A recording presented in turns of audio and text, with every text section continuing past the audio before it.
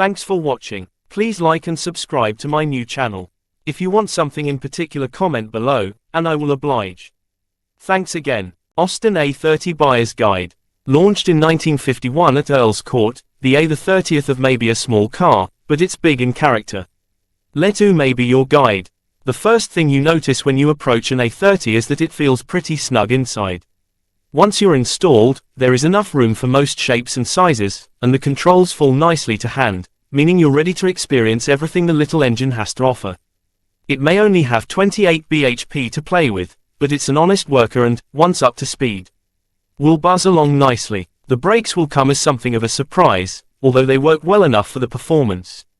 Vital statistics. Austin A30, engine 803cc, top speed 63 miles per hour, 0 to 60 miles per hour 39 seconds, consumption 39 miles per gallon. What to look for? Bodywork. But the innovative bodywork can hide plenty of rot spots. It's best to examine every inch of the panels and surrounding areas.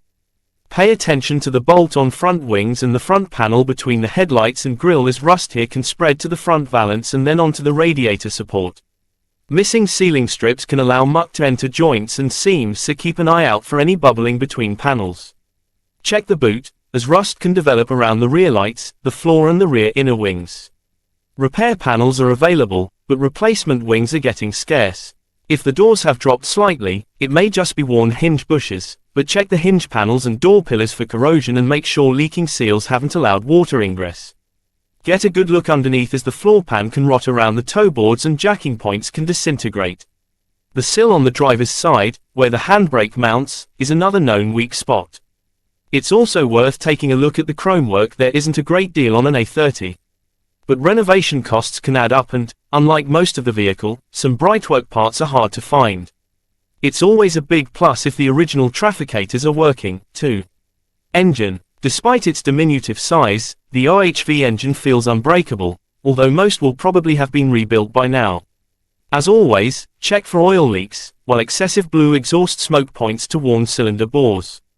Evidence of rumbling bearings or rattling timing chains isn't a deal breaker, but haggle accordingly. It's easy to work on, and with parts plentiful and cheap, finding one with solid bodywork is the most important thing. Plenty of upgrades are available to improve performance, so ask about any work that's been done. Running gear. Excessive noise in first or reverse gear means the gearbox is probably due a rebuild, and watch for jumping out of gear. A sharp lift of the throttle on the test drive will reveal any issues here. A noisy differential isn't a big worry, although ensure that you check for oil leaks. Any clunks from propshaft joints are easy and cheap to sort. Suspension comprises coil springs at the front and semi-elliptic leaf springs at the rear and is a simple setup. The key things to watch for are play in the bushes and shock absorber top mounts at the front, as well as corrosion around the rear spring hangers. Check for wear in the kingpin bushes and ensure that the various grease nipples have been regularly attended to. It will accelerate wear significantly if a previous owner has ignored them. The steering shouldn't give you trouble, but check for play in the steering box, idler arm or drag links. Brakes. The brakes, drums all round, are operated by a combination of hydraulics at the front and cables at the rear. Stopping power is adequate rather than outstanding, so make sure everything is in good order.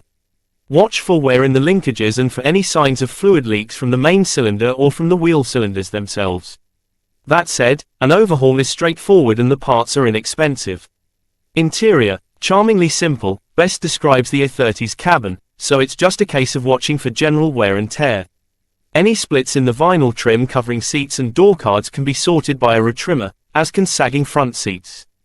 If it's a bit musty, make sure that previous water leaks haven't allowed rot to take hold.